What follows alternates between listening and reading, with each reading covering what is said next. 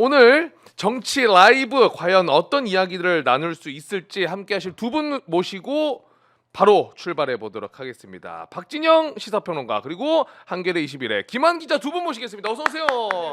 안녕하세요. 정통 시사평론가 박진영입니다. 정통이 붙은 건 어떤 의미가 있죠? 제대로 사실은 이 정통으로 네. 이론과 경험을 가지고 평론하는 사람이 생각보다 적습니다. 생각보다. 오소독수하다, 클래식하다. 네. 오늘 좀 그러면 정통 평론 기대 좀 해봐도 됩니까? 네. 네, 고맙습니다. 저는 측면에서만 얘기하는 걸로. 네. 알겠습니다. 자, 우리 김한 기자님도 또 오늘 함께 해주고 계시는데 저는 이제 사실 네. 항상 말씀드리지만은 이 시사 쪽에 관심을 갖고 시작한 지 얼마 안 됐습니다. 그리고 굉장히 그 기간이 짧아요. 그래서 모르는 것도 많고 그래서 배워가는 과정인데 박근혜 정부 때 이제 국정농단 굉장히 심각했잖아요. 근데 네. 그 당시 때 우리 김한 기자님이 맹활약을 하셨다고 그래요. 그거 맞습니까? 맹활약까지는 아니고요. 솔직하게 겸손 내려놓고 얘기해보세요. 진짜 제가 솔직하게. 모든 기자들이 장이 섰던 때였고 제가 이제 국정원이 민간인 동원해서 여론 조작했던 파트를 주요하게 보도했었고 그에 이제 한국기자상을 받았었죠. 와, 마지막에 한국 기자상 싹 집어넣는 와. 감사합니다. 예. 네. 그리고 이제 지금 한겨레 21에서도 명태균 게이트를 좀 집중적으로 네. 취재를 하고 있잖아요. 그 당시 최순실 지금 이제 최성원 씨죠. 네. 최순실 사태와 이번에 그 윤통 부부의 공천 개입 약간 공통점이 있긴 있습니까? 그 제가 후배들한테 농담으로 그 얘기를 많이 하는데 그때 제가 많이 했던 얘기가 어떻게 열심히 살았는데 살다 보니까 트럼프랑 최순실 사이에 있냐 이런 얘기 많이 했었거든요. 그러네. 근데 8년이 지났는데 또 열심히 산다고 살았는데 살다 보니 트럼프와 명태균 사이에 있다. 이런 좀 아니 사실 최순실 때도 무슨 무속 이런 논란 좀 있지 않았어요? 그 그렇죠. 당시에? 오방색. 맞아. 근데 이번에도 그때보다 훨씬 지금 이제 말하자면 심각해진 게 뭐냐면요. 그러니까 최순실 게이트의 시작이 뭡니까? K스포츠와 미르재단이라고 하는 대통령 네. 지시로 만들어진 재단의 운영과 인사에 최순실이 개입했다로 시작한 거거든요. 근데 이미 지금 상황에서는 창원산단만 놓고 얘기해 보죠. 창원산단 뭡니까? 대통령 공약사항이 국책 사업이었는데 이 사업의 기획과 부지 선정에 맞아. 명태균 씨가 다 개입했다라는 게 나온 거 아닙니까? 그것만 갖고도 지금 국정농단이에요. 그렇죠. 근데 지금 이 사건은 그런 거에 사람들이 이제 근데 그때만큼 충격을 받지 않아요. 그러니까 그것도 놀랍긴 예, 해. 그러니까 다 그러려니 해요. 그랬겠지. 지금 정부가 충분히 저랬겠지. 이러고 넘어가는 상황이고 와, 어지럽다, 지금은 그래서 완전히 이제 그때랑 다른 점이 녹음 전국으로 넘어온 거잖아요. 그래서 굉장히 충격적인 사실을 보도해도 그거가 녹음이 백업이 안 되면 사실 사람들이 뭔가 또 임계점이 끌어오지 않는. 그래서 그때 탄핵단을 비교해 보면 지금 사실 그러니까 언론이 밝혀낸 의혹들이 훨씬 더 구체적이고 훨씬 많음에도 불구하고 사실 이제 그때 같은 분위기가 안 나고 있는 게 두 가지가 있겠죠. 한번 탄핵을 경험해 봤으니까 그거에 대해서 전 국민이 이제 좀 집단적인 트라우마가 있는 것도 맞는 것 같고 네. 또 한 가지는 그때보다 훨씬 더 뭔가 직접적인 그리고 비등점이 높아진 상황도 있는 건 맞는 것 같습니다. 그러니까 이게 말씀해 주신 것처럼 그러니까 지금 채팅으로도 많은 분들이 얘기하시는데 박근혜 최순실 재평가론이 나오는 거예요. 오히려 동정론이 나오는 오히려 거예요. 박근혜가 훌륭했다. 오히려 동정론이 네. 나오는 거예요. 근데 저는 약간의 무속 논란 관련해서 이번에 김건희 여사 그런 이슈들이 있을 때 초창기에는 에이 무속까지는 아니겠지라고 했는데 나오는 보도들이 네. 꽤 유의미한 것들이 너무 많아가지고 야 이것도 보통이 아니다라고 생각했던 게 지금 김한 기자님이 명리학자 관련해서 네. 유모 씨 네.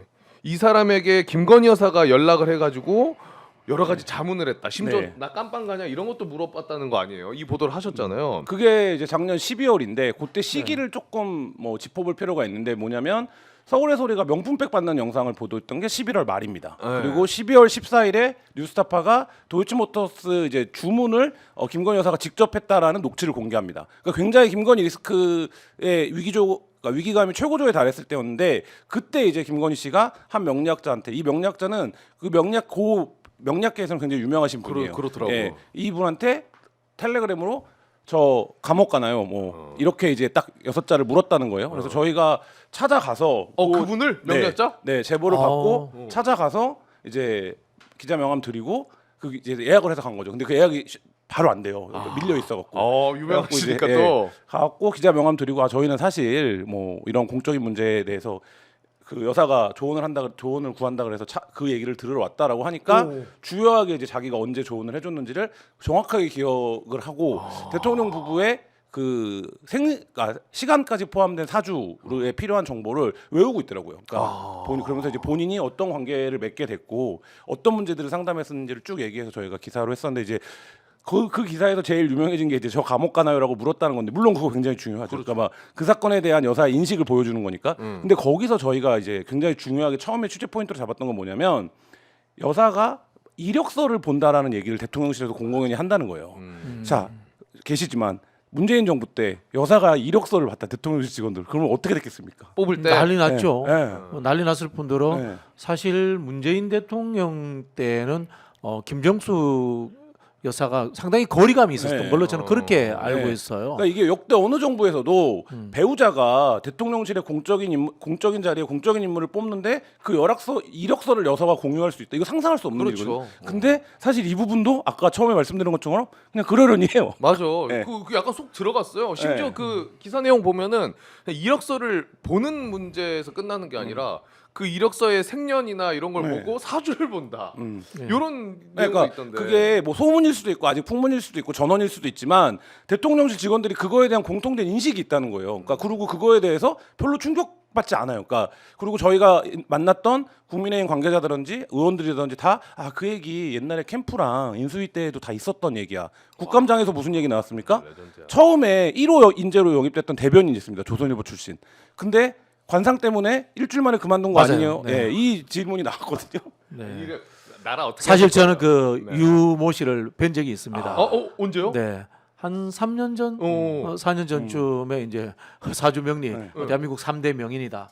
이분이 또 철학 박사예요. 그냥 그래서. 뭐 엉터리가 아니에요. 제대로 이제 네, 맞습니다. 공부를 하신 분이라서 본 적이 있는데 진짜 사주 보러 그냥 가신 거예요? 네, 아니 알게 돼가지고 제가 고향이 이제 대구 쪽이니까 그분도 이분도 이제 대구 경북이 주요한 대구 쪽에 이제 근거지죠. 부역 네. 베이스다 보니까 했는데 이분이 하는 이야기는 뭐 이른바 무속적인 스타일은 아니에요. 네. 사주 명리 통계적으로 네. 접근하시는 분인데 네. 문제는 이제 국정 운영에 그런 부분들이 이제 가미된다는 거고요.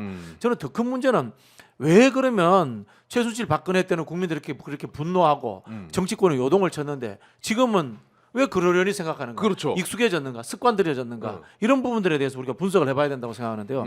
첫 번째는 제가 봤을 때는 정통 보수가 괴멸됐어요.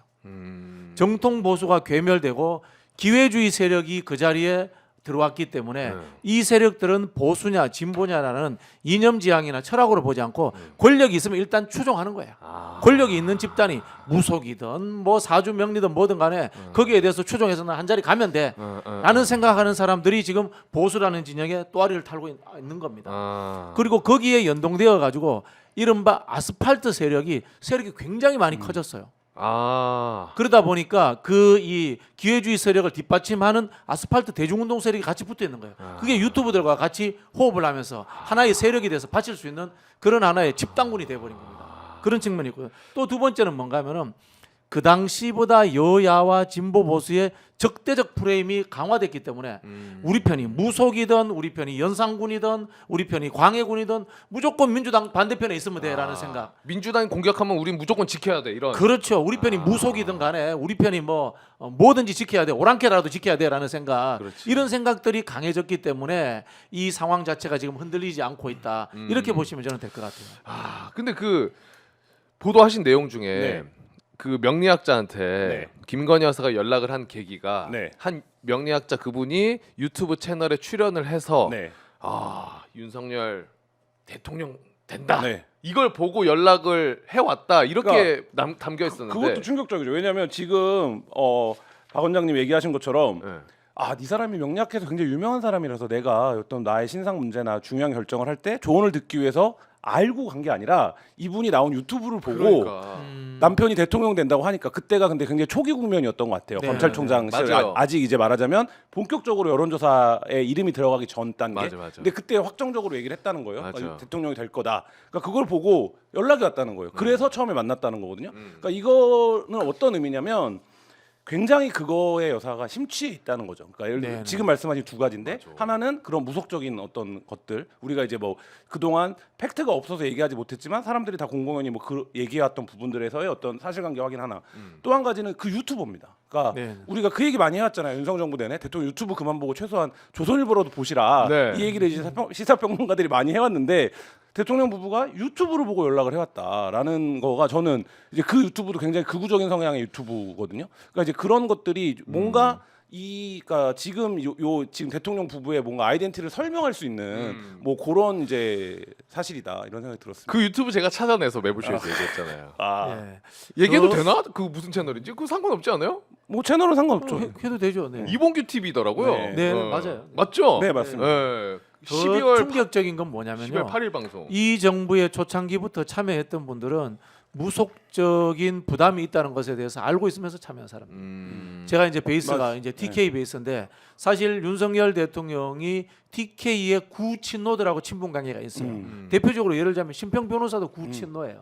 그리고 그 결혼식 때 주례를 받다는 정상면 검찰총장 이런 분들도 구친노예요. 그쪽에서 이제 돌았던 소문들의 핵심은 뭔가면은 아 윤석열 부부가 무속에 좀 가까워 이런 부분에서 가까이 가지 말자 이렇게 하시는 분들도 있고요. 알면서도 가까이 가는 분들도 있고 뭐 그런 흐름들이 있었어요. 그러니까 그때 이제 이게 뭐 박근혜 정부 때도 마찬가지지만 이명박 후보와의 상대 토론에서 주요한 얘기들이 얼개가 거의 나왔던 거잖아요. 당내 경선을 할 때. 근데 이번에도 이 무속 관련해서 결국 가장 유명한 건 윤석열 대통령이 후보자 시절에 왕자 새기고 왕자죠. 나온 거잖아요. 네. 그렇죠. 네. 근데 그게 뭐 어떤 할머니가 지지한다면서 세운데 그 부분에 대한 해설도 저희가 다른 명략자 그분 말고 다른 명략자한테 들었어요. 그러니까 그게 사실 이제 풍수적인 접근인 거잖아요. 그러니까 어떤 거를 새겨서 뭐 기가 들어오게 하는 방식. 그래서 이제 큰 집을 짓거나 이럴 때 기둥 밑에다 뭐 왕자나 아니면 용자나 뭐 이런 거를 해서 이제 첫 번째 기둥을 박는 게 이제 풍수적으로 접근하는 건데 그런 접근을 한 건데 그분은 얘기하더라고요.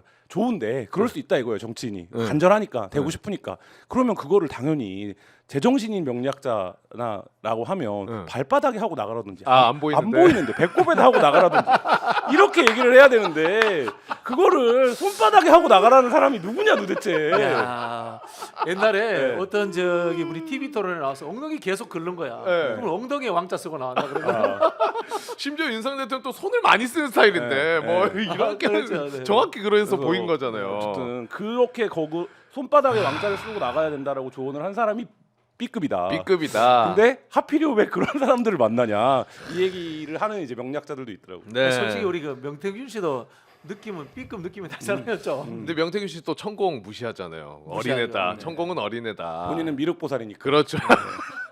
어질어질합니다. 그리고 일단 그거뿐만 아니라 또 지금 오늘 기사를 내신 것 같은데 요 PNR 관련해 가지고 각서 기사가 나왔어요. 요거는 굉장히 중요한 연결고리인데 지금 이제 약간 설명을 드리면 명태균 씨가 윤석열 대통령 후보를 위해서 한 것으로 보이는 여론조사가 총 81차례입니다. 81차례 예, 맞아요. 그 중에 57차례가 PNR이 진행한 공표조사예요.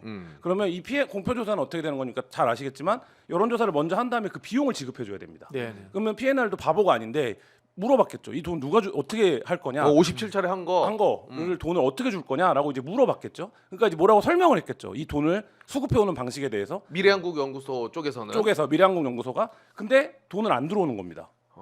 끝났는데 선거 끝나면 준다고 했는데 그러니까 어떻게 된 거냐면 PNR 대표가 채무이행 각서를 만들어 옵니다. 왔다고 해요. 그 채무이행 각서의 내용은 뭐냐면 자기가 그동안 들었던 돈이 수금되는 방식을 적어서 제출을 했겠죠. 네. 그게 뭐냐? 김건희 여사에게 돈을 받아서 나한테 돈을 준다고 하지 않았냐? 6천만 원을 그러니까 올해 12월까지 갚아라.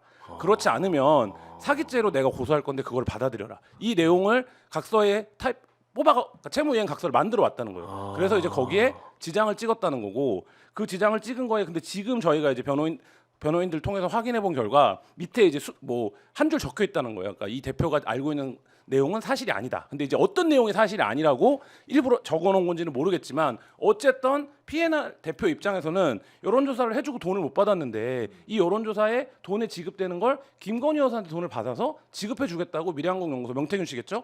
명태균 씨가 설명해 왔던 거예요. 그러니까 그 설명을 계속 믿고 있었던 거예요. 그리고 대통령이 됐으니까 이제 돈을 내놔라라고 했는데 돈을 그래도 안 갖고 오니까 아예 그 이행각서를 쓰고 왔다. 그래서 이 부분의 핵심은 이 여론조사와 윤석열 부부와의 관계성을 계속 부인해왔지 않습니까? 근데 막상 그 여론조사를 공표 여론조사를 실시했던 여론조사 대표는 그 돈의 출처가 김건희 여사가 될 거라는 걸 이미 알고 있었다. 이 내용입니다. 그러니까 지금 정리를 해보자면 P&R 쪽에서는 여론조사를 했고 돈을 받아야 됐고, 근데 그 돈을 받아야 되니까 갚겠다는 각서를 작성을 해서 미래항공요소에 가져간 거고. 그렇죠. 그러니까 단계로 따지면 선거가 끝났으니까 이제 돈을 달라고 했겠죠. 그렇죠. 근데 돈을 계속 안 주니까 계속 재촉을 했겠죠. 그러다가 일부 금액을 받은 것도 있거든요. 그러니까 일부 금액은 받았는데 남은 금액이 있었던 거예요. 근데 이제 그 남은 금액을 계속 달라고 하는데 차일피일 미루고 계속 안 주니까 각서를 써갖고 온 거죠.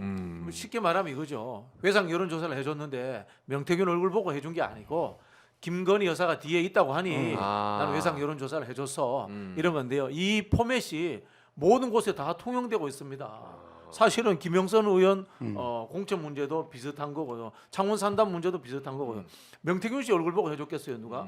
아니잖아요. 창원 산단에서도 창원시 공무원들이 명태균 씨가 자연인인데 그분을 데려다가 왜 설명해주고 했겠어요. 다 명태균 씨가 김건희 여사 이름을 팔고 다녔기 때문에 명태균 씨의 뒤에 백그라운드가 있다라고 가정하고 저는 그런 일들이 벌어졌다고 보는 거예요. 그럼 P&R 대표가 그 각서에 김건희 여사한테 돈 받아서 갚겠다라고 그 내용을 각서 안에 쓴 거는 명태균 씨가 그 여론조사 과정에서 김건희 여사 언급을 했으니까 그 내용이 당연하죠. 들어갔을 그렇겠죠. 거라고 왜냐면 추론할 수가 있는 거잖아요. 돈은 뜬금없는데 그렇지. 한 건 아니고 그 돈이 어떻게 지급될 거라는 과정을 서로 알고 있었다는 거고 그 전에 그 과정에서 그거를 약속했다라고 계속 약속했다라는 문구가 들어갔다는 거예요. 그러니까 이 얘기는 뭐냐면 그렇게 해주겠다라고 계속 얘기를 해왔다라는 그 상호간의 인식이 있어야 공통 인식이 있어야 가능한 거고 거기에 이제 양쪽에서 날인을 했다라는 거는 그 부분에 대해서는 합의가 있었다라는 이제 방증이 되겠죠. 근데 강혜경 씨가 이제 얘기한 거는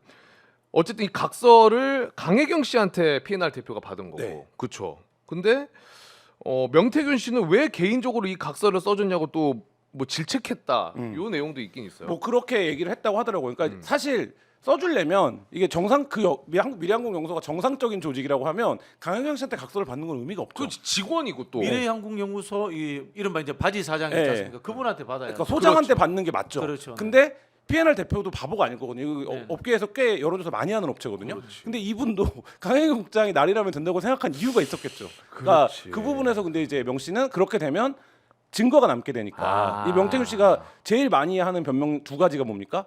나랑 거기 서류상에 아무 관계도 없는데 그렇지. 요거 하나랑 증거를 안 남기는 방식 아닙니까? 그러니까 근데 그 부분에 대한 어떤 질책이 있었던 것으로 보입니다. 증거를 안 남기려고 하는 어떻게 보면 나름대로의 꼼꼼한 방식들이 있는데 증거가 남았으니. 근데 제가 보기에는 우리 P&R 사장님이 좀 서투시네. 왜요? 저 같으면은 아니 그럼 김건희 여사하고 저하고 통화 한번 시켜줘요.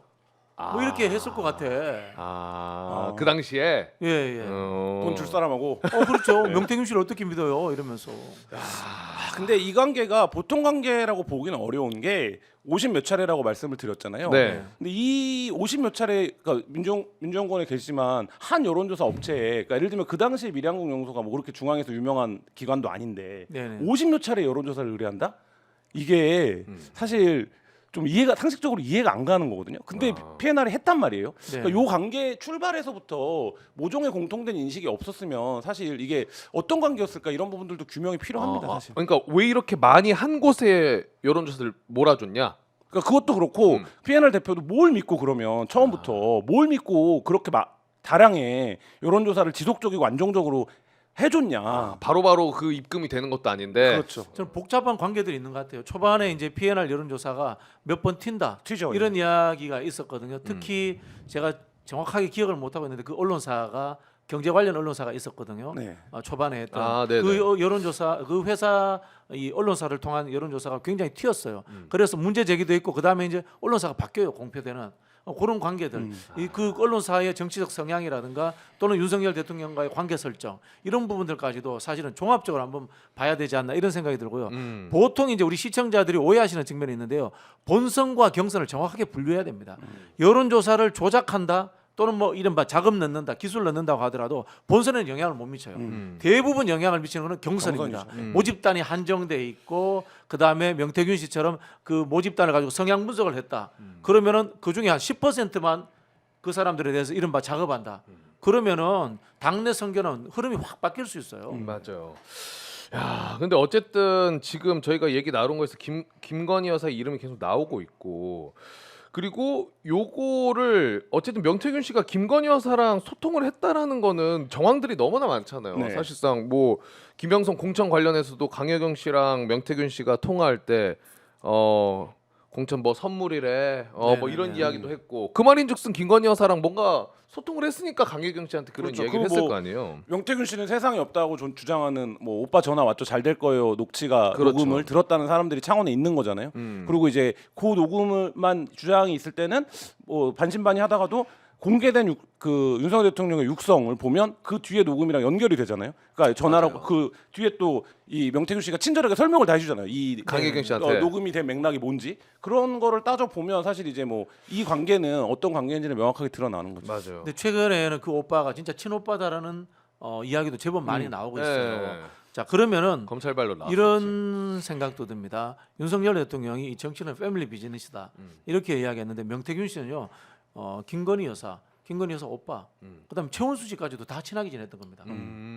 윤석열 대통령이 그런 이야기를 했다고 하잖아요. 왜 우리 그 장모 만나고 다녀? 그렇게 해서 꾸짖었다라는 이야기를 윤한홍 의원이 전하려고 했다라고 하지 않습니까? 맞아요. 연락하지 마 요거. 그렇죠. 그렇다면은 가족인데. 그러니까. 아 근데 그래서 저는 굉장히 좀 깜짝 놀라고, 이게 그냥 약간 좀 지나가 버린 뉴스인데 네. 그 윤석열 대통령의 대담 그리고 기자회견 이후에 실제로 핸드폰이랑 번호 다 바꿨다 이 기사가 있었거든요. 네. 근데 이거를 무슨 뉴스를 보면은 그래도 윤석열 대통령이 기자회견 때 얘기한 걸 약속을 지킨 느낌으로 나오는데, 이거 굉장히 그 핸드폰을 그럼 바꿔버린, 기존까지 바꿨다 그러는데 이전에 쓰던 핸드폰은 그럼 어디로 갈 것이냐, 이거에 정말 중요한 또 증거가 될 수 있겠다라는 생각이 들어요. 그전에 쓰던 핸드폰은 전자레인지 넣어서 돌린다거나.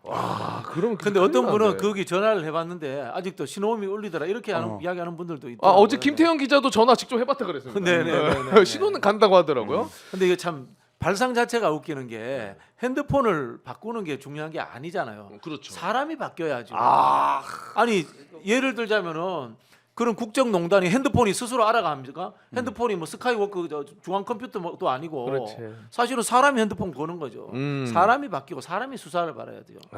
근데 결국에는 가장 큰 핵심인 그 연락을 나눴었던 핸드폰에 이제 우리가 그거를 좀 보고 싶고 증거물이 될 수 증거물이 있죠. 될 수 있는데, 대표적으로 이제 최혜병 사건 관련해 가지고 그렇죠. 이종섭 장관에게 밤에 전화가 오고 했다라고 하지 않습니까? 맞아요. 그 전화일 가능성이 높잖아요. 맞아요. 그럼 그 전화에 대통령이 직접 했느냐, 아니면 대통령과 가까운 사람, 핸드폰을 공유하는 사람이 했느냐, 이런 것들도 우리가 한번 따져 물어야 되거든요. 그렇죠. 그렇게 생각한다면 이거는 최혜병 사건의 증거물이 될 수 있는 거예요. 맞아요. 이 핸드폰은. 그래서 윤석열 대통령 부부의 이 핸드폰을 압수해야 되는 거 아니냐라는 주장이 나오고 있는데, 그거 관련해 가지고 오늘 박은정 의원이 박성재 법무부 장관한테 이제 이거 관련해서 이제 물어봤더니 발언이 여기 쉽지가 않습니다, 듣기가. 근데 일단 이 법무부 장관이 뭐라고 얘기했는지 저희가 영상을 좀 준비를 했거든요. 그거 보고 와서 이야기 계속 나눠보도록 하겠습니다.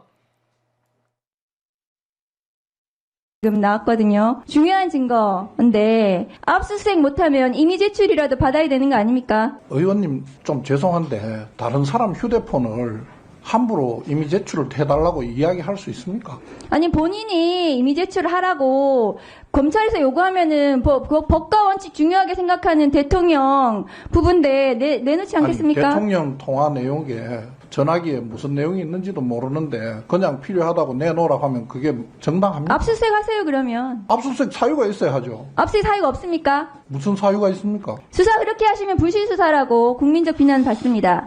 그리고 의원님보다는 제가 수사를 많이 했을 겁니다. 의원님 그렇게 부실수사 함부로 말씀하시지 마세요. 불실수사라고 부실수사 함부로 얘기하지 말래. 네.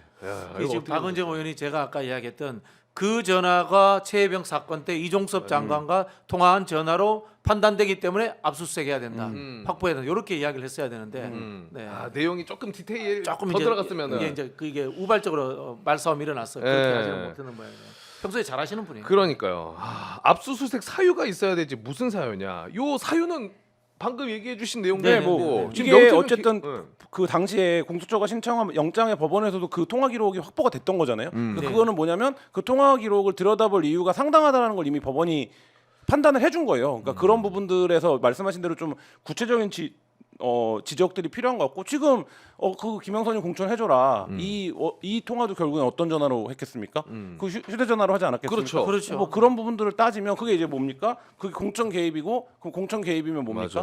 맞아. 이거는 바로 혐의나 이런 것들이 따라붙을 수 있는 그렇죠. 내용이기 때문에 사실 이제 그런 차원이죠. 증거인멸 우려가 있는데 구속해야 될 것 같은데. 구속으로 가요? 근데 이게 그 민주당 법률위원회에서 이제 뭐 강혜경 씨 변호인 통해 가지고 증거 보전 청구를 지원할 예정이다.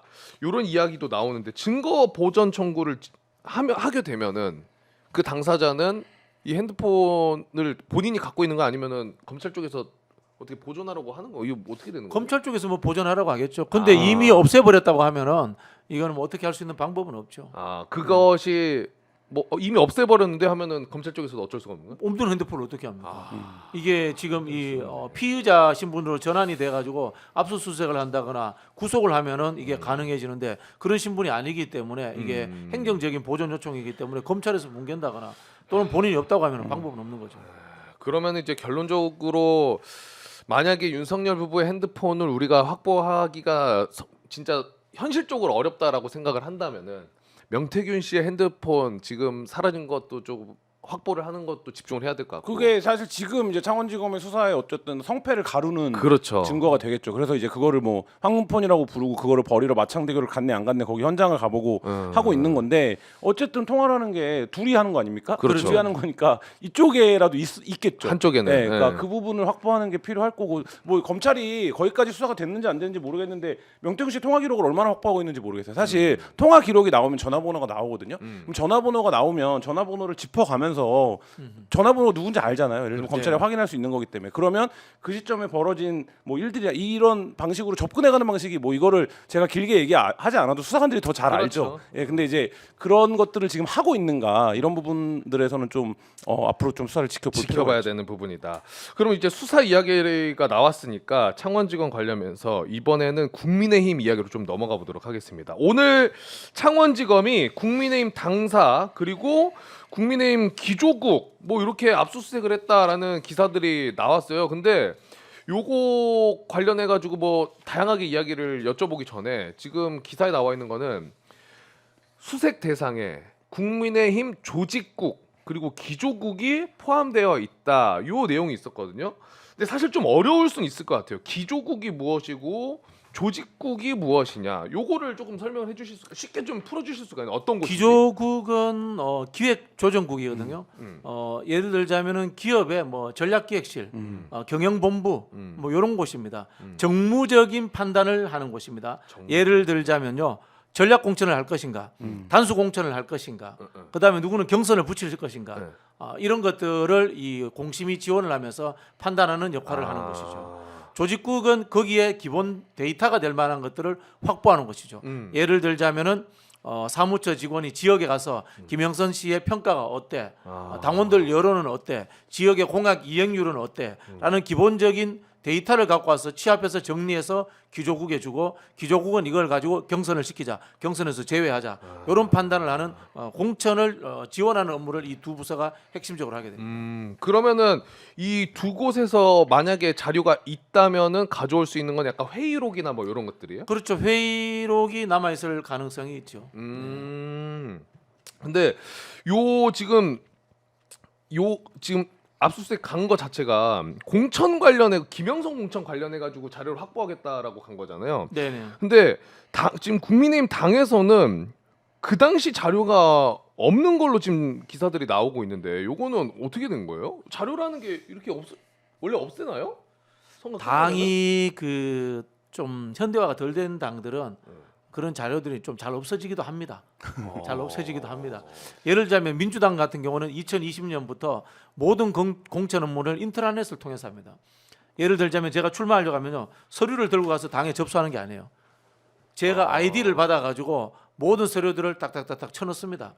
그래서 인트라넷에 딱 입력해서 탁 하고 엔터 치고 끝나거든요. 아 신청서 제출을 네, 그리고 그러니까 온라인에서 하는 거죠. 우리가 그렇죠. 뭐 온라인에서 하는 거죠. 기업 입사 지원할 때 리크루트 사이트에 들어가서 직접 다 입력하고 네네네. 파일 다운로드하고 이렇게 업로드하고 이렇게 하잖아요. 그 그렇게 하는 방식인 거죠. 그리고 공심위 심사위원들도 각자의 인터넷 노트북을 갖고 와가지고 거기서 아이디 치고 들어가서 본인의 평가를 딱딱딱 쳐서 입력합니다. 그리고 아예 없어질 수가 없어요. 완전 이 컴퓨터 데이터로 남아버리는데 과거에는 서류를 갖고 와서 접수하고 그걸 이제 그 실무자가 기록하고 하는 이런 절차가 있었는데 제가 알기로 국민의힘이 이 탄핵 겪으면서 당의 사무처 시스템이 무너져가지고 아직도 옛날 방식을 그대로 하는 걸로 이렇게 알고 있습니다. 이렇게 하면은 서류가 이런 방 하나에 가득 찬 정도로 들어옵니다. 네. 아 그러니까 컴퓨터 데이터로 보관하는 게 아니라 진짜 말 그대로 문서로 그냥 착착착착 다 갖고 있다가 문서로도 갖고 있고 물론 이제 주무 실무자의 컴퓨터에는 그게 들어가 있죠. 정리되어 있죠. 근데 그 주무 컴퓨터의 실무자가 없애버리면 없어지는 거죠. 아 지금 민주당의 시스템 같은 경우에는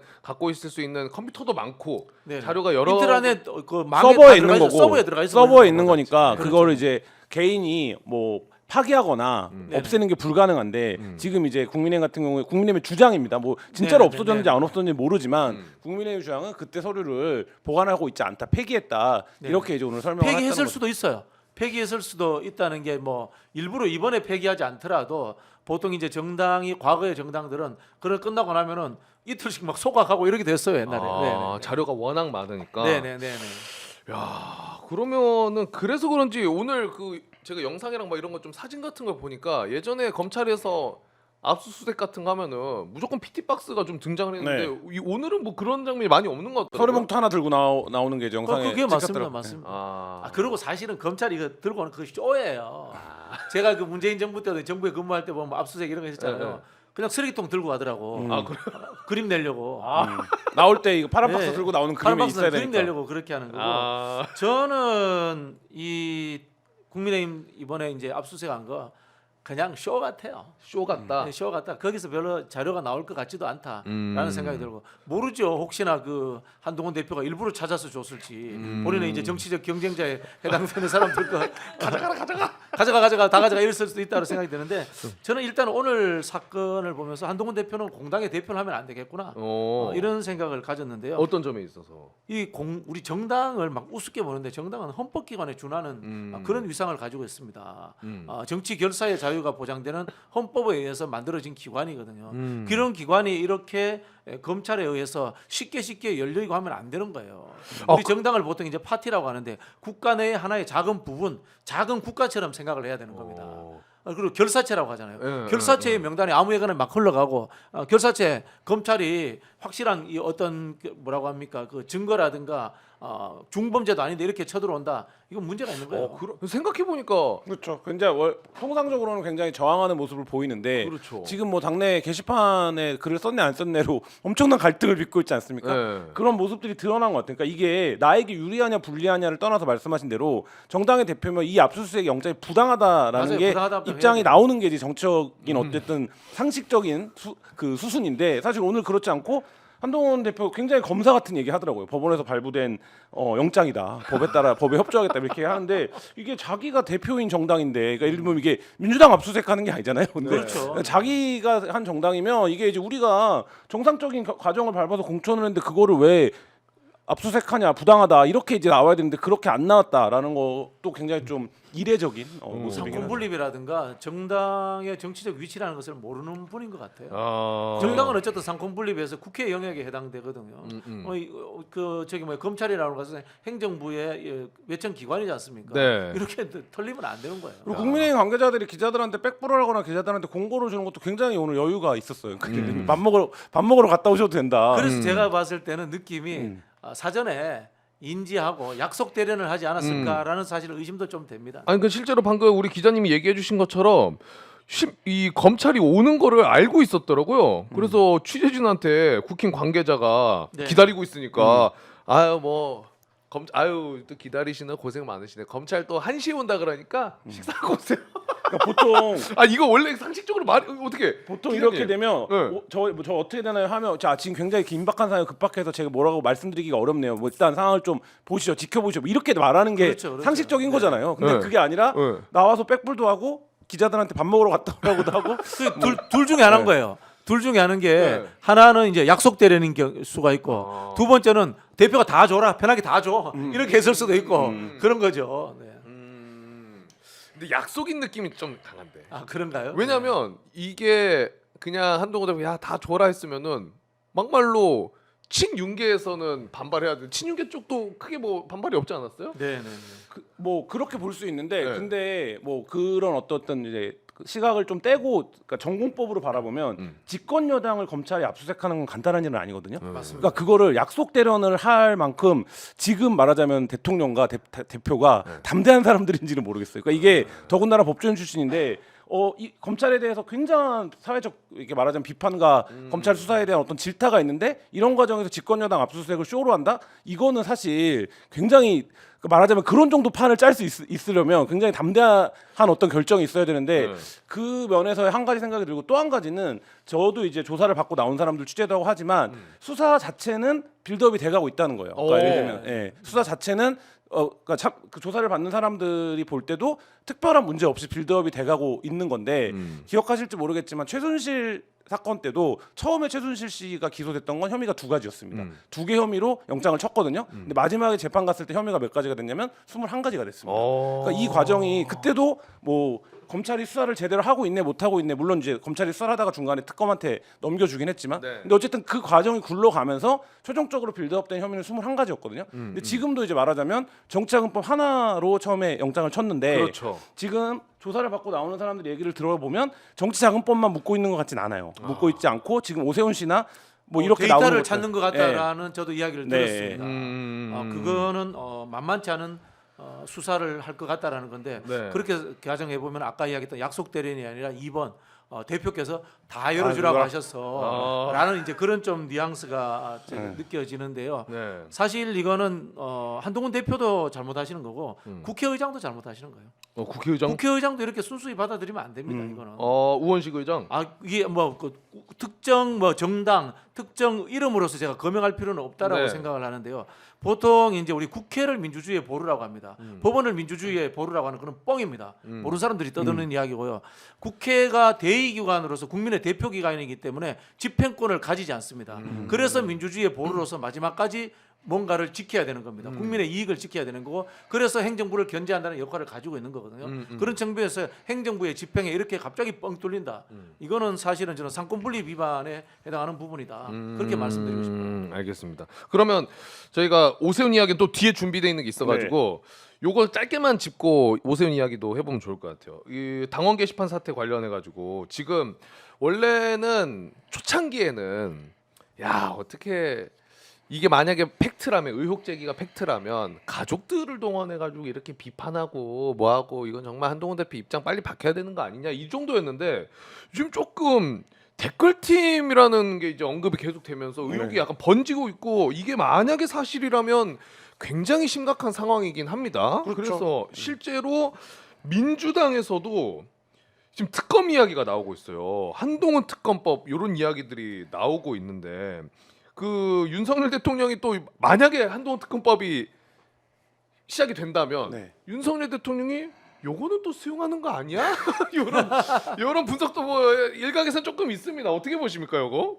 이게 예전에 김경수 지사의 이제 드루킹 사건 때 국민의힘이 했던 주장과 논리를 그대로 읽어보라고 하면 돼요. 그러니까 이게 사실 외부에서는 민주당도 그렇고 기자들도 그렇고 국민의힘이 오픈하지 않으면 이 취재 굉장히 어려운 영역입니다. 그렇죠. 근데 이 얘기를 지금 외부에서 하고 있는 게 아니라 그 당의 의원들 권성동 의원 그다음에 그러니까. 친윤의 어쨌든 뭐 핵심이라고 하는 장해찬 전 최고위원이 얘기하고 있고 장해찬 최고위원은 심지어 뭐라고 얘기하고 있습니까? 내가 퇴로까지 말해주겠다. 맞아요. 그냥 부인이 했다고 해라. 장애찬 테러고 괜찮은 테러예요. 네. 제가 들어보니까. 그러니까 그 얘기가 뭡니까? 그 테러로 빠져나가지 않으면 이건 무조건 댓글 공작, 댓글팀 운영으로 갈 수밖에 그렇지. 없다라는 게 지금 장해찬 최고위원이 주장하고 있는 반대. 지금 이제 그런 사건이면 그럼 이게 댓글팀이다, 댓글 공작이다. 장해찬 전 최고가 예전에 법무부 장관 시절에 한동훈 대표가 주고받았던 텔레가 보도가 된 적 있지 않습니까? 여론 조작과 관련해서 네, 네. 그렇다라고 보면 사실 그때 두루킹 때 처음에 야 그걸 갖고 특검을 해 이렇게 했는데 김성태 의원이 어떻게 한 겁니까? 대표가 원내대표가 단식해서 관찰한 단식했잖아요. 거예요. 예. 그런 거를 감안해 보면 그때 했던 주장들, 냈던 논평들, 논리들을 읽어보면 이 사건 똑같이 적용할 수 있는 사건이에요, 사실. 뭐 가족들이 했다 그러면 이제 도덕적으로는 지탄받죠. 그리고 또 쪼잔한 사람 그렇죠. 이런 평가를 받겠지만 법률적인 부분에서는 피해갈 수 있을 것 같아요. 그러나 이게 댓글팀이 운영돼서 조직적으로 했다면 이제 여론 조작 사건이고 당을 상대해서는 업무 방해가 되는 거고 그리고 이걸 헌법적으로 이야기하면 민주주의 침해 사례가 되는 거죠. 그렇게 되면 이게 사건이 커지는 건데요. 지금 근데 제가 보기에는 이런 점도 있는 것 같아요. 한동훈 대표가 여기에 대해서 법률적 검토를 한 것 같아요. 갑자기 여기에 대해서 장해찬 씨라든가 이 문제에 대해서 그 문제 제기한 사람들을 고소하겠다라는 이야기를 하고 있거든요. 그건 뭐냐면요. 드루킴 특검 때 보였던 김경수 지사가 드루킴 특검이 시연하는 부분에 대해서 인지했느냐, 이 프로그램이 어떤 건지 인지했느냐 못했느냐라는 논란이 있었지 않습니까? 그렇죠. 그 부분에서 우리 한동훈 대표가 법을 잘 빠져나가시는 그렇죠. 그런 이제 재주가 있으시니까 속된 말로 빠꼼이죠. 빠꼼이. 예, 그런 부분이 있으니까 예를 들면 한 대표 나는 몰랐다, 인지하지 못했다. 또 나는 오더를 내린 적이 없다라든가 이런 것들에 대한 법률적 검토를 이미 하고 있지 않나라고 저는 좀 의심을 해봅니다. 자신만의 테러를 확인해 놓고 지금 네네네. 나오는 또 하나의 반응이다. 근데 이제 어쨌든 외부에서도 외부보다 근데 내부적으로 자기들이 지금 더 시끄럽잖아요. 네. 친윤 친한 해가지고. 아니 그래서 뭐 라디오 같은데 나오는 민주당 의원들은 그런 충고도 하시더라고. 지금 이 얘기할 때냐 국민의힘이. 이게 뭐 이렇게 중요한 국민의힘 내부에서 이준석 의원은 뭐라고 합니까? 아 그거 당 대표가 갖고 오라 그러면 30분이면 갖고 올 수 있는 맞아요. 내용이다 이렇게 얘기하고 있는 거 아닙니까? 근데 지금 그거를 확인을 못 해갖고 지금 1주, 2주, 3주 이렇게 넘어가고 있는 상황이죠. 근데 이제 집안 싸움이잖아요. 국민의힘 당내에서 집안 싸움인데 요 친윤 친한 갈등이 지금 12월 10일 본회의에서 김건희 여사 특검법 재표결이 진행이 되는데 이 집안 싸움이 요 재표결 때 또 어떤 영향을 끼칠 수 있냐 없냐라는 그 궁금증이 영향을 많이 있더라고요. 끼칠 수 있죠. 어떻게 영향을 좀 끼칠 수 있다고 보세요? 일단 뭐 친한계 입장에서는 제대로 마음 먹고 한동훈을 몰아내려고 하는구나라고 지금 인식하고 있는 것 같아요. 지금 신지호 부총장이 김건희 씨 고모 이야기까지 맞아요. 끄집을 했습니다. 벼락 맞아 돼질 집안. 그렇죠. 이제 그 우리 그런 이야기 하지 않습니까? 그 조폭sek에서도 가족 이야기 꺼내면 이제 막장 가는 거라고. 이 정도면은 이제 끝장 보자. 뭐 그런 느낌으로 들리거든요. 그 이야기는 친윤들이 화력을 총동원해서 한동훈을 몰아내려고 한다라고 이제 그 신지호 부총장을 비롯해서 인지하는 것 같아요. 대표적으로 우리 웬만해서는 발언 잘 안 하는 김은혜 의원도 합류했고요. 맞아요. 나경원 의원도 합류했고요. 이런 분들은 사실은 친윤 내에서 뭐 저격수라든가 강력하게 한동훈 대표를 비난했던 분들이 아니에요. 이런 분들까지 참여했잖아요. 그리고 뜬금없이 우리 정진석 비서실장이 국회의원 50명 모아서 밥 먹어요. 싸운 날에 김민전 그러니까요. 최고랑. 싸운 날에 밥을 먹는데 맞아요. 물론 그게 이 김건희 특검법 제2에 대한 대비도 있지만은 당내 문제에 대해서 개파간 결속을 다지려는 의도도 있다. 이런 측면에서 제가 보기에는 한동훈 몰아내기는 시작됐다. 이렇게 봅니다. 그러면 그 몰아내기가 시작이 됐으면 얘기하신 것처럼 재표결 때 친한계가 얘네 이거 우리 다 쫓아내려고 하는 거 봐라? 라는 마음으로 의원들이 이제 친한계 의원들이 찬성표를 던질 수도 있다라는 관측인데 그거 아닙니까? 그렇게 이제 민주당도 기대를 하고 있고, 언론에서도 그런 게임으로 보고 있는데요. 그까지 못할 것 같아. 쫓아내가지고. 그러니까 저는 그게 항상 네. 제가 하고 싶은 얘기 그거였어. 친한계라고 해봤자 어쨌든 한동훈 대표의 기저가 제일 중요한데 그 마음 먹고 진짜 이제 나는 갈라선다 이거를 못하는 사람인 것 같아. 네. 기자님도 어떻게 보십니까? 그러니까 한동훈 지금 대표의 그 성향상. 뭐 예를 들어서 9표가 이탈했다고 치면 그러니까 한동훈 대표 입장에서는 우리는 다섯 개 조직했는데 4개가 더 나왔네. 이렇게 돼도 이 9개는 한동훈 대표가 조직한 표가 돼 버리거든요. 그러니까 한동훈 대표 입장에서 부담이 상당히 큰 거니까 이게 숫자상으로 보면 8명이 얼마 안 돼 보이지만 이 8명을 넘어서는 상황이 되는 순간 우리가 모두 예상하는 엄청난 정치적 격변이 시작될 거거든요. 그렇죠. 그러니까 이거는 사실 한동훈 대표가 8표의 문제가 아니라 오로와 나싱으로 접근을 할 수밖에 없는 부분이기 때문에 근데 한동훈 대표가 거기다가 내가 선택을 해야겠다라고 느끼는 건 제가 지금까지 한동훈 대표가 정치적인 선택을 해야 하는 거를 봐왔을 때 네. 한동훈 대표가 판단할 수 있는 문제가 아니라 저는 이거는 결국엔 광장이나 국민들의 압력이 어느 정도까지 올라가 있는 상태가 되느냐 맞아. 이 부분에 대한 판단이지 한동훈 대표가 어쨌든 갈등을 빚는다고 해서 내가 여기서 버튼을 눌러서 8개를 넘겨버리자 그리고 나는 한 적이 없는데요 이거 불가능해요. 그러니까 이미 그 상황은 한동훈 대표가 컨트롤할 수 있는 상황도 아닐 거고 뭐 이런 상황이기 때문에 이 문제로 끝까지 싸우겠죠. 끝까지 싸우고 어쨌든 뭐 그럴 거냐 말 거냐고 하지만 결국 그 판단을 한동훈 대표가 할 수 있을까요? 뭐 그래서 저는 8석이 넘어와서 특검이 제의되는 상황이라든가 8석이 넘어와서 탄핵되는 상황은 없다. 아, 넘어온다면은 20석 이상이 넘어와야 된다. 아, 이렇게 보고 있고요.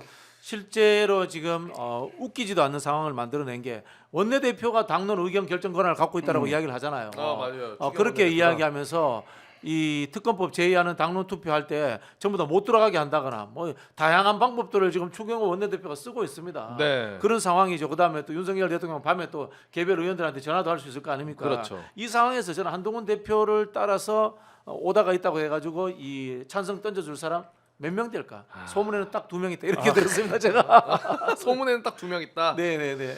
왜냐하면 뭐 저희가 어제도 얘기하고 하긴 했지만 지금 명태균 게이트가 워낙 크기 때문에 국민의힘에 연계돼 있는 김건희 특검법이 통과가 돼서 나까지 영향이 올 수도 있는 의원들이 꽤 있을 거라고 봅니다. 그래서 더 어려운 거는 사실 현실적으로 맞긴 하다라는 생각이 좀 들긴 들어요. 생각보다 그렇지는 않아요. 아 그래요? 네, 그렇지는 않아요. 제가 지난번에 4표 나왔잖아요. 4표 이탈표 나왔는데 좀 이야기를 들었는데요.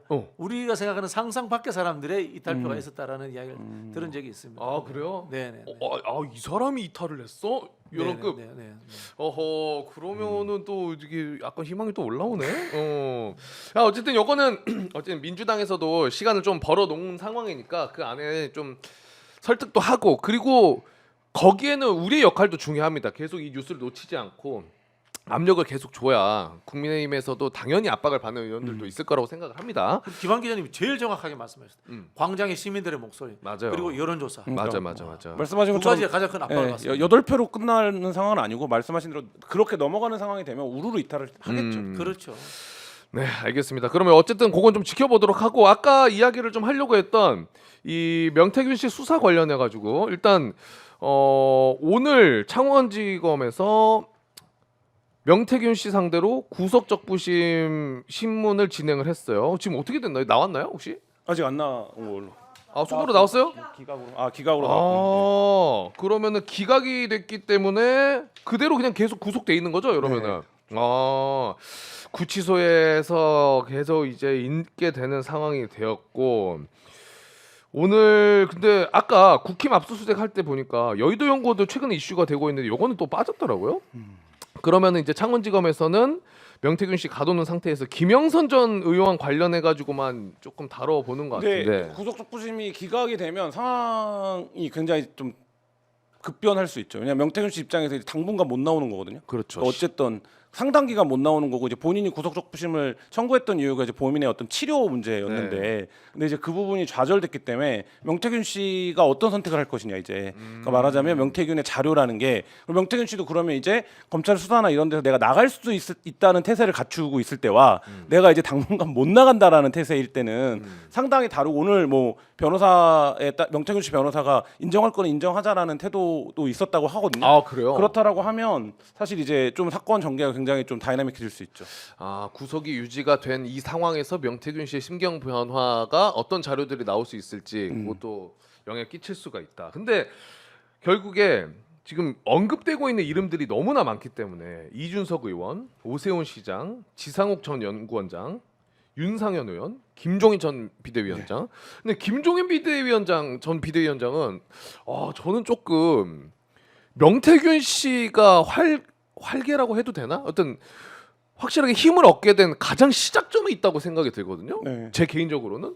근데 김종인 전 비대위원장 관련해서는 그 날카로운 그 질문들이 잘 안 가는 것 같아요. 그냥 뭔가 아직까지도 어떻게 보십니까? 이런 질문들만 좀 가는 것 같아서 같이 좀 수사 대상에 포함이 돼야 되지 않나라는 생각이 드는데 일단 오세훈 시장부터 좀 보자면 명태균 씨와 나는 전혀 관련이 없다라는 취지로 어제 기자회견을 통해서 입장을 냈습니다. 그거 관련해 가지고 뭐라고 이야기했는지 저희가 준비를 했기 때문에 영상 먼저 보고 와가지고 이야기 나눠보도록 하겠습니다.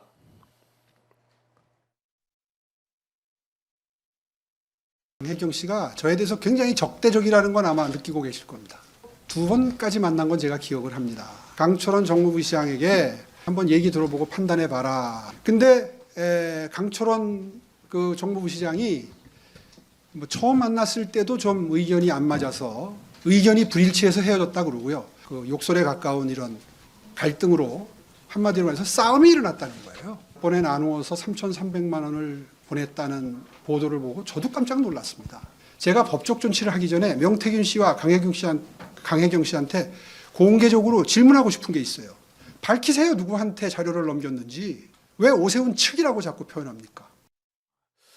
조금 당당한 입장이 나왔어요. 근데 오늘 제가 방송을 좀 쭉 보다 보니까 스픽스에서는 이야기가 나오더라고요. 지금 검찰 쪽에서 명태균 씨랑 명태균 씨 컴퓨터를 포렌식을 했잖아요. 근데 그 안에 명태균과 오세훈의 통화 기록 그리고 카톡 기록이 나왔다. 네. 그러면 이제 저 반박이 완전 틀리게 되는 거거든요. 2번 보고 뭐 아예 연락도 안 했다라는 주장이니까. 그러니까 뭐 검찰 수사를 지켜본 김소연 변호사도 처음에 나왔을 때 한 얘기가 뭡니까? 오세훈 정치하면 안 되겠다라는 얘기를 먼저 한 거잖아요. 자기가 볼 땐 제일 나쁘다 얘기한 거잖아요. 그리고 이제 그 얘기는 당연히 뭐 김소연 변호사가 뭔가를 확인한 게 있었겠죠. 그리고 이제 그 다음에 나온 내용이 21년부터의 카카오톡이 복구됐다라는 거였잖아요. 네. PC 카카오톡이. 뭐 그렇다고 하면 그 관계 속에서 오세훈 씨와의 접촉이 나올 거고 지금 근데 오세훈 시장은 상당히 뭔가 자승자박에 빠졌다라고 느껴지는 게 해명을 하면 바로 다음날 다 반박이 돼요. 그러니까 이게 예. 그러니까 뭔가 좀 상황을 길게 보고 이 본인은 알잖아요. 네. 정치도 오래 하셨고 그러면 외부의 언론 기자들이 모르고 뭐 모른다고 해도 본인은 안단 말이에요. 자기 상황을. 그러면 길게 보고 해명을 해야 되는데 오늘 것만 해명을 하면 내일 반박도. 그러니까 이제 점점 신뢰도가 떨어지고 지금 유력 정치인 중에 돈을 입금한 기록이 나온 건 오세훈 시장밖에 없어요. 맞아요. 그러면 검찰 입장에서는 어떻게 해야 되는 겁니까? 이게 돈을 입금한 기록이 있는데 수사를 해야죠. 예, 그러니까 지금 방법이 없는데 약간 차원이 다른 얘기를 자꾸 한 일주일 전에 했어야 되는 얘기를 오늘 해명하시니까 자꾸 그런 생각이 자꾸 듭니다. 아 이게 오세훈 진짜 기자님이 정확한 게 오세훈 시장 입장에서 지옥일 거예요. 네. 해명을 해. 자고 일어났더니 자 이거 얘기해봐 너 어떻게 할래? 이게 계속 반복이 아니 되고 그리고 있어요. 본인의 후원회장 누가 그러니까 지금 국민의힘 관계자들도 다 알아요 이 둘의 관계에 대해서는. 근데 이 후원회장이 회유하려는 정황에 녹음까지 나왔어요. 그렇죠. 예. 그러면 국민들이 보기에는 범인이 누굽니까? 근데 그 부분에 대해서는 정면으로 지금 해명을 안고 있다. 그리고 그 후원 회장이라는 그 김 회장이 이런 이야기도 했어요. 지금 제가 이거 뉴스타파에서 본 것 같은데 명태균 씨가 김영선 의원 앞세워가지고 오세훈 시장을 이제 후보 때 네. 명태균 씨가 만났고 맨 처음에는 오세훈 후보가 그러니까 명태균 씨가 이렇게 얘기했다는 거예요. 처음 만난 자리에서 이번에 시장 하지 마시고 네. 다음에 대통령 하세요. 대통령 해라. 지금 시장 하지 말고. 근데 이제 당연히 그 당시에는 오세훈 후보가 뭐야 이랬을 거 아니에요? 근데 이 김 회장 발언입니다. 가면서 집에 가서 곰곰이 생각해 보니 저 사람 뭐지 싶어서 오세훈 후보가 나 김 회장한테 가서 명태균 좀 만나봐라 해서 본인이 만났다라는 거예요. 명태균을. 그래서 내가 명태균이랑 엮이게 된 거다. 요 발언이 나왔거든요. 그러면 오세훈 시장의 지금의 해명은 김 회장이 난 전혀 몰랐고 스스로 뭔가 사고를 친 것 같다라는 해명이었는데 그거 관련해서 또 반박이 되는 거예요. 되죠. 네. 아니 저게 근본적으로 말이 안 되는 게 오세훈 여론조사를 13번인가 14번인가 해줬다는 거 아닙니까? 근데 근데 저 김 회장 여론조사를 한 게 아니잖아요. 그렇죠. 근데 그 돈을 김 회장이 줬으면 오세훈 후시장 만약에 인지를 못했다라고 하면 그 여론조사가 정치자금법에 걸려요.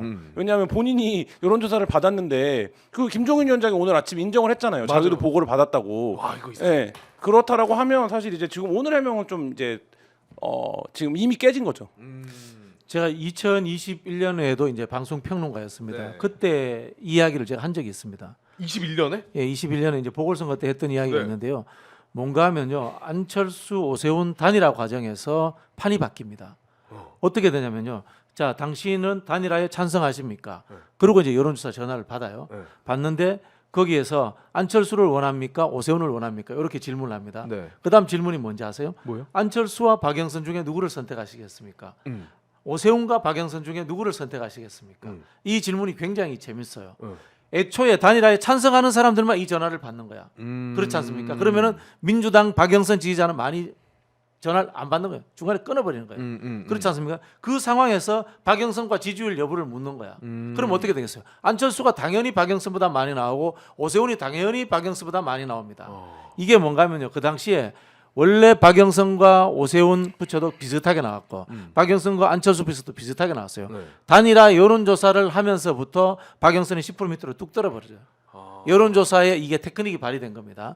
그리고 명태균 씨가 했던 이야기 중에 하나가 거대 정당의 후보와 군소정당의 후보가 단일화 경선에 들어갔을 때 시간을 끌면 끌수록 거대 정당의 조직력이 발휘되고 인지도 싸움에서 유리해지기 때문에 오세훈 후보는 여론조사를 늦게까지 단일화 여론조사를 끌고 가야 된다라는 이야기를 합니다. 자, 여론조사 전략을 제가 밤에 오세훈 후보 집에 가서 찾아가서 해줍니다. 아, 이 선수네. 그러지 않았을까요? 명태균 씨가 이미 지금 이제 말씀하신 내용, 자기가 오세훈 안철수 단일화 때 뭐를 얘기했었는지, 어떤 과정을 밟았는지를 얘기를 한참 전에 했어요. 한 그러니까 거의 초창기 때 한 얘기예요. 근데 초창기 때 한 얘기인데 그때는 타깃이 오세훈 시장이 아니었기 때문에 뭐 저런 그때 이제 막 뭐 허세다 허풍이다 이런 얘기 많이 할 때니까. 근데 지금 그 과정을 복귀해 보면 정확하게 명태균 씨 말대로 돼 있었고, 지금 원장님이 말씀하신 질문이 마지막 질문이었던 거잖아요. 집권 여당의 후보와 뭐 예를 들면 그렇죠. 일당의 후보와. 네네네. 그러면 사실 막판으로 가면 갈수록 큰 당의 후보가 이길 수밖에 없는 구조로 짜여진다. 네네. 이게 이제 명태균 씨가 주장했던 거고, 사실 그 과정이 이루어진 거기 때문에. 그리고 거기에 후원회장이었던 분이 돈을 줬다. 이거는 뭐 수사 오세훈 시장은 불가피한 상황에 빠졌죠. 제가 이제 이 정도 이야기하면 이제 가정입니다. 야, 이 사람 선수네. 한번 여론조사 한번 시켜볼까? 예비적으로 이런 생각할 수 있을 겁니다. 뭐 그럴 가능성이 있고요. 저는 오세훈 시장이 지금 이렇게 치고 나가는 것은 법률적으로 본인이 직접 걸리지는 않을 것이다라는 생각을 했을 거라고 봅니다. 자, 도덕적으로는 수많은 명태균 씨와의 녹취, 서로 간의 친분관계, 서로 간의 신뢰 이런 이야기 있었는데 그걸 뒤집었다. 야, 저 사람 인간적 도리로서 그럴 수 있어? 이렇게 이야기할 수 있습니다만은 그 당시에 단일화라는 것이 안철수와 공당의 후보인 안철수도 당연히 있었네요. 당 이름 기억도 안 납니다만 국민의당? 거대 정당인 국민의힘 후보인 오세훈과의 단일화란 말이에요. 그 위에 오세훈 위에 뚜껑이 따로 있는 거야. 김종인 비대위원장인 겁니다. 그렇기 때문에 저는 제 짐작한데 오세훈 시장이 이런 식으로 나는 그 당시에 별 책임이 없어. 왜? 나는 당의 명령과 당의 절차에 의해서 단일화 경선에 임했기 때문에 나는 법률적으로 별 문제가 되지 않을 것이야. 저는 이렇게 짐작할 거라고 봅니다. 약간 저도 그게 좀 합리적인 것 같아요. 근데 오세훈 시장이 지금 변명을 하기에는 이상한 측면이 너무 많이 나오고 있어요. 어제 나온 뉴스기는 합니다만은 이것도 이제 뉴스타파 보도인데 그 후원 회장이라는 김 회장의 요 자료입니다. 김 회장이 운영하는 이 사단법인 공생학교 이 사진이 저렇게 이제 서울시에 많이 들어간 거예요. 그러니까 이게 오세훈 시장의 해명을 최대한 받아들이는 선에서 얘기하면 그럼 이렇게 된 거죠. 오세훈 시장한테 보고된 오던 시장을 위해서 여론조사가 시행되고 그 비용을 누군가 대신 내줬습니다. 그렇지. 이 비용을 대신 내준 사람의 측근들이 서울시 유감기관 그 중에 2개는 서울시장이 승인을 해줘야 되는 그렇죠. 자리에 갔다. 그러면 이거를 법률적으로 뭐라고 불러야 됩니까? 그러니까요. 대가성이죠. 네, 대가성 뇌물인 거죠. 심지어 그 이사들은 또 오세훈 캠프 당시 때도 저렇게 그렇죠. 역할을 하고 있었고 네. 이건 굉장히 설명하기가 어려운 측면이 있어. 그리고 그 제가 시기를 보니까 저게 오세훈 시장이 그 당시에 저 이 사진 뭐 이렇게 뭐 해산하라 그랬나? 내가 캡처 해놨는데 어디 갔지? 아직 뭐가 좀 있었는데 그 시기도 조금 이상하더라고요. 그러니까 이런 의혹들이 다 검찰이 선상에 올려놓고 오세훈 시장 에게 물어야 되는 부분들이죠. 근데 제가 봤을 때는 지금 나오는 기사들 중에 제일 그림이 잘 만들어지는 게 오세훈 시장이에요. 이 이른바 이제 공생과 뭐죠? 사단법인 공생학교. 공생학교 그다음에 회장을 이제 제3자 뇌물증명가 될 수도 있는 거고 대가성 인사 이런 것들이 그림이 쫙 그려져요. 그다음에 사실 또 그림이 잘 그려지는 거는 이제 조은희 씨, 조은희 씨와 그다음에 조은희 씨 남편과 최은순 씨, 요 그림들도 쫙 그려져 있단 말이에요. 근데 저는 지금 이 검찰의 수사라든가 명태균 씨의 의도가 의심되는 것이 오세훈, 김종인 쪽으로 그림이 잘 만들어지는 쪽으로 몰고 가고 있다라는 저는 느낌을 받아요. 그러면서 어느 순간부터 김건희 씨가 싹 빠진 것 같아요. 사실 조은희 씨도 굉장히 그림이 잘 그려지잖아요. 그렇죠. 근데 조은희 씨 이야기는 지금 메인으로 안 나와. 좋은데요. 맞아. 왜냐면은 조은희 씨 관련해서는 김건희 엄마가 껴있기 때문에 그렇죠. 네. 최은순 씨가 껴있기 때문에 근데 생각보다 그게 이슈가 많이 안 되더라고요. 그러니까 이상하게 수사의 방향이 오세훈, 김종인, 이준석 이런 식으로 해서 당을 향해 가고 있는 것 같다라는 저는 좀 의구심을 가지고 있습니다. 네. 그 당시에 당을 향해서. 네. 알겠습니다. 자, 근데 이제 또 하나 이야기를 좀 해봐야 될 것 같은 게 홍준표 시장이 또 오세훈 시장 약간 좀 부분한다는 뉘앙스로 이야기를 해요. 그러니까 조작 사기꾼을 잘 모르고 만난 거는 그 선거가 잘못됐다는 건 아니다. 이런 취지로 이야기를 했는데 그거 관련해서 또 김소연 변호사는 홍준표 시장을 약간 좀 위협하는 듯한 페이스북 올렸어요. 뭐라고 그랬냐면 명 사장에 대해서 이리 폄하하시면 아시아 선수촌 이야기 아마 명 사장님이 술술 진술하실 것 같은데 괜찮으신가요? 라면서 홍 시장한테 약간 직격하는 듯한 느낌으로 이야기를 했어요. 이거 어떤 의미가 있을지도 김소연 모르겠는데. 변호사가 소문에는 명태균 씨의 카톡 다 봤다라고 그렇게 소문이 나 있잖아요. 그럼 이분도 그 카톡 자료를 가지고 지금 명절 대목장 보고 있는 거죠. 신났어요 지금. 명절 대목장. 네. 야. 홍준표 제가 이제 창원에 취재를 계속 다닐 때 홍준표 시장 얘기도 많이 했어요. 그러니까 많이 실제로 있고 경남지사도 했었잖아요. 그거 이제 시사 경남 때 정책 관련된 포ol 같은 것들을 많이 했었거든요. 그러니까 어쨌든 알고 지낸 사이인 거고 그 과정 속에서 지금 김소연 변호사가 아시아 선수촌 얘기 이런 거 했으면 구체적인 어떤 이 대화들이 오간 거를 김소연 변호사가 확인한 게 있겠죠. 명과 홍이? 그렇죠.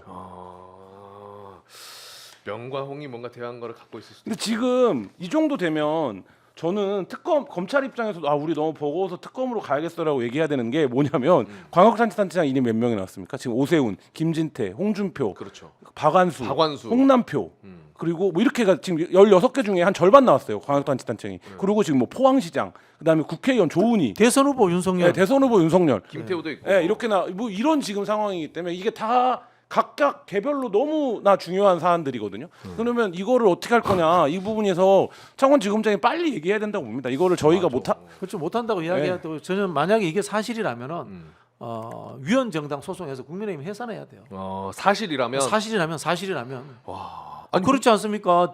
대선 후보도 여론조사에 문제가 있었고, 그렇지. 그다음에 광역시도지사들이 문제가 있었다. 우리 과거에 통진당 해체되는 과정들 봤잖아요. 해체되는 과정이 비례대표 선정 과정에서 문제가 있었다. 헌법 8조 2장 정당은 민주적으로 운영돼야 된다라는 이 규정 위반이다. 이렇게 진행된 거란 말입니다. 그보다 더한 거예요. 더한 거다 이런 생각이 들고 저는 홍준표 시장이나 오세훈 시장이 동병상련의 위기의식을 가지고 있다라고 보고 있는데요. 그 위기의식은 저는 두 가지의 공격이라고 봅니다. 첫 번째는 제가 의심하는 부분인데 윤석열, 김건희 두 사람의 초점이 모아지는 것을 분산시키기 위해서 주변부에 스타성이 있는 사람들에게 이슈를 분산시켜서 던져버린다라는 위험성.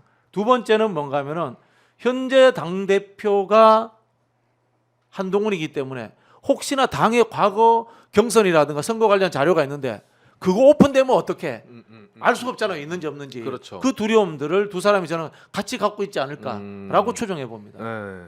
그러니까 이게 저희가 매일같이 기자님이 얘기해 주신 것처럼 인물도 너무 많고 녹취도 매일같이 터지고 해서 유튜브를 보시는 분들도 굉장히 헷갈릴 수도 있어요. 그런데 가장 중요한 거는 모든 이슈에 일단 명태균이 중심에 있고 근데 명태균 씨가 이렇게 힘을 발휘할 수 있었던 이유는 무엇이냐. 그 내노라는 정치인과 정말 오랫동안 정치를 한 국민의힘 의원들이 무엇을 믿고 저 사람이 뭐길래 명태균을 연계가 다 돼 있느냐. 그 위에는 김건희 여사나 윤석열 대통령 그 힘이 그렇죠. 뒷배가 보였기 때문이 아니겠느냐. 결국에 타고 올라가는 거라고 저는 생각을 하거든요. 당에서 말이 많아도 대통령이 김영선 해주라고 하는데 그렇죠. 그걸로 증명되는 거 아닙니까? 네. 근데 그 정도 영향력이 있다라면 의원들 사이에서는 퍼질 수는 있는 거잖아요. 명태균의 네. 힘에 대해서는. 그러니까 과정이라는 건 이런 거죠. 그러니까 지역에서 경남 지역에서 활동을 하다가 저희가 이제 기사로도 썼습니다만 이런 작은 이제 단위들의 선거에 뭐 이렇게 하다가 어쨌든 김종인 대표를 알게 되고 김종인 대표가 그 당시에 완전 그거가 되는 비대위원장이 그거 아닙니까? 여당에서 이제 강력한 어떤 구루 같은 존재 아니었습니까? 근데 거기한테 인정을 받으니까 그게 저희가 창원시 공무원을 만났을 때 들은 얘기 중에 인상적인 얘기가 개런티라는 얘기였어요. 개런 네, 뭐예요? 그 개런티가 되는 사람, 그 민간인 아니냐? 민간인한테 어떻게 산담 보고를 하냐?라고 했더니 아 그거는 개런티가 되니까 하는 거죠라고. 그러니까 뭐 창원에서는 김영선 의원이 개런티인 거고 중앙에서는 다른 개런티들이 있었겠죠. 그 개런티가 김종인 비대위원장인지 이준석 대표인지 윤석열 대통령 부부인지 이거가 이제 시기마다 다를 뿐이지 그러니까 그걸 뭐 뒷배라고 표현할 수도 있을 텐데 네. 그 과정 속에서 활동을 해온 거죠. 그렇죠. 근데 이제 저희가 정리할 시간이 돼가지고 그냥 개인적인 마지막 궁금증만 여쭤보고 마무리하겠습니다. 어떻게 이렇게 하나같이 다 국민의힘에 몰려 있어요? 뭐 왜 그렇다고 보십니까, 진짜? 아 나 이거 진짜 궁금해. 신기하면서도 궁금하더라고. 명태균 씨가 대선 때 네. 역할을 했다는 이야기를 듣고 민주당 지지자들이 저한테 막 항의합니까? 넌 뭐했어? 넌 왜 명태균처럼 활동 못했어? 이런 이야기를 하는데요. 네. 그거 저희도 몰라서 하는 게 아니에요. 네. 불법인 줄 알고 있기 때문에 안 하는 겁니다. 아. 과거에 제가 2010년도에 광주시장 경선에 이런 일들이 있어서 조사하러 내려간 적도 있습니다. 아 그래요? 근데 그게 다 불법입니다. 불법이고요. 그 명태균 씨가 하는 이른바 이제 조작질 이런 것들이 만들어졌던 이유 중에 하나가 이준석 대표가 실수했어요. 그 안심번호를 시군구까지 해서 주면 안 됐어요. 저는 뭐 이준석 대표가 고의로 그런 것이 아니라 대선 후보들이라든가 경선 후보들이 최대한 홍보하고 경선 선거운동 열심히 하라는 취지에서 준 것 같은데 이런 사람들이 있으면 이게 악용됩니다. 민주당은 번호를 주지 않습니다. 민주당은 주지 않고요. 만약에 홍보가 필요하다면은 이 당에서 받아서 홍보 문자를 발송해 준다거나 이렇게 합니다. 그래서 명태균 씨가 초반부터 얘기했잖아요. 자기는 보수를 재건한 사람이라고 생각하잖아요. 네. 본인이 그걸 해냈다고. 그러니까 예를 들면 지금 이제 과정에서의 불법성을 말씀하신 그렇죠. 거고. 네. 근데 그 과정에서의 불법성을 그래서 나한테 책임을 물을 거야. 내가 보수를 재건했잖아. 이렇게 지금 얘기하는 거거든요. 아니 그 지금 공익제보자로 지정한 강혜경 씨가 국민의힘 당원이에요. 그렇죠, 맞아요. 네, 그러니까 명태균 씨가 어느 방향에 기여하려고 했는지가 있었기 때문에 뭐 그 부분에서 계속 국민의힘만 연관이 되는 거죠. 네. 알겠습니다. 어쨌든 지금 아까 말씀드렸던 것처럼 뉴스가 너무나 쏟아지기 때문에 매일같이 좀 찾아주셔가지고 같이 따라가 주시면 너무나 감사드릴 것 같고요. 개인적으로는 그 생각도 한번 해봤습니다. 이 김 전 회장, 오세훈 시장 스폰서라는 김 전 회장의 녹취를 들어보면은 강혜경 씨한테 명태균만 죽이고 국민의힘은 죽이지 말자. 네. 국민의힘은 살려야 될 거 아니냐. 근데 저는 김 전 회장이 오세훈 시장이랑만 연계가 돼 있을 거라고는 또 생각이 안 들더라고요. 분명히 다른 쪽도 알고 있는 게 있는 것 같아서 만약에 오세훈 시장만 관련 있고 내가 오세훈 시장의 스폰서라면은 오세훈은 살리자라는 게 사실 상식적인데 국민의힘은 오세훈 시장이 윤석열 대통령 부부하고 사이가 좋은 것은 공공연한 사실입니다. 국민의힘 계열 사람들은 대충 다 알고 있는 걸 알고 그래요? 있어요. 네, 그렇게 들었습니다. 저는. 알겠습니다. 자 그러면은 오늘은 저희가 두 분과 함께했는데 한 시간이 금방 가버렸네. 기자님 오늘 어떠셨습니까? 저랑 처음 해보시는 것 네, 같은데. 재밌었습니다. 네. 어떻게 자주 나오실 거예요? 네, 뭐 연락 주시면 시간 되면 오케이. 나오도록 하겠습니다. 시간 되면 빼주시고 네. 웬만하면 나오겠습니다. 해주세요. 너무 늦어요 방송이. 우리 평론가님도 또 지금 다음 약속 가시려고 그러는 거 아니에요? 아니 뭐 약속도 가야 되는데 밤늦게 이렇게 불러서 출연료를 많이 주셔야 됩니다. 그건 제 늘 소관이 아닙니다. 말씀드리시면 그러면 안 나옵니다. 아하. 자 어쨌든 오늘 함께해 주신 우리 박진영 평론가님 그리고 김한 기자 너무나 감사드리고 저희는 두 분과 함께 여기서 인사드리고 내일 저녁 9시에 다시 찾아뵙도록 하겠습니다. 오늘도 늦은 시간까지 함께해 주신 여러분 대단히 고맙습니다. 감사합니다. 감사합니다. 네.